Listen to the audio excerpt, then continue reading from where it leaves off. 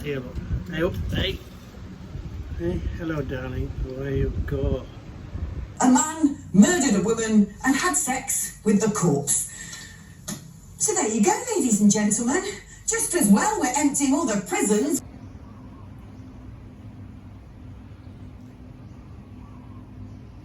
Now then, where are we? Well, there's no jumpers today. It's going to be a warm one. So, this is a little video about what's going on in the UK at the moment. Listen to this woman, Phillips. She's so true. Once again, the whole debate about, is it really normal to be putting someone who's shouting at a police dog in prison for over a year? Is it really normal to lock someone up for 3 years? And yeah, he put some pretty grim stuff on social media, but how do we know it actually incited violence and people went and acted on it? I mean, 3 years? Is it normal to then release 2,000 wrong-uns in order to make space for these people? Apparently, the rate of recidivism where this has already started happening is 1 in 4. So a quarter of those who got early release have them go back inside and there's nowhere to put them because everybody who turned up on a protest is filling up the prison spaces instead.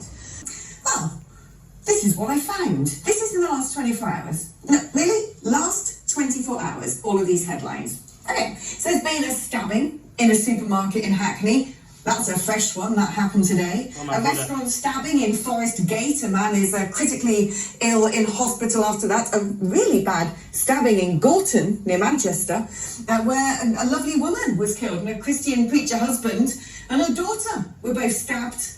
There's been a stabbing in Truro. Yeah, little old Truro. An acid attacker has struck in a place called TP Valley in Wales. A place I actually know quite well, believe it or not. In Peterborough, there's been a triple stabbing. Torquay Castle Circus, there was a stabbing there. That was a woman being jailed for that stabbing. Thankfully, they've found a spot for her to go in amongst the protesters. Of course, there was a horrible story of girls being sexually assaulted on the beach in Bournemouth. I remember the good old days when you could go to the beach without being raped. And Dorset police put out a big statement to all the newspapers and on social media saying, you know, if you've been a witness, if you've seen these men approach these girls and sexually assault them, please come forward. And I'm like, okay, so what do they look like? Oh, right, okay, we're not going to find out. That's very helpful. There's been an asylum seeker who stabbed his immigration lawyer, and to wrap it all up, a man murdered a woman and had sex with the corpse. So there you go, ladies and gentlemen. Just as well we're emptying all the prisons because it seems the stabbers are on the loose.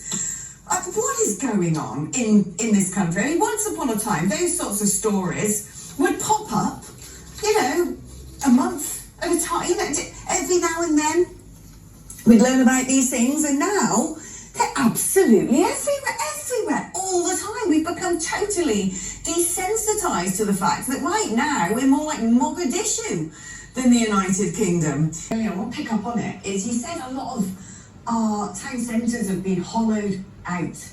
And again, I was having this conversation over a brilliant lunch today. And my mate said to me, you know, back when I used to go around London, you'd see all the men in suits, you'd see professionals walking around. Now, they're not there anymore. It's just sort of yobbos and, you know, people who are just miscreants, and the shops have gone. They're all candy stores and souvenir stores. And also, as we know, everyone's mentally ill at the moment because we're not socialising as normal animals. The only time we meet up is to stab each other, it seems. And Sir Keir Starmer has got a great idea.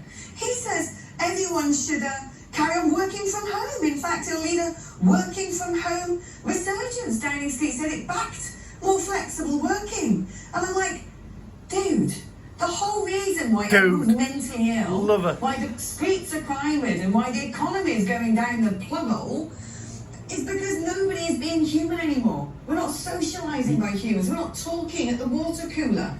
We're silent keyboard wizards as well, sat in our pyjamas, rotting away like invalid members of the society, going down our echo chambers, feeling even more disconnected, even more reaffirmed in what we believe and everyone else being wrong.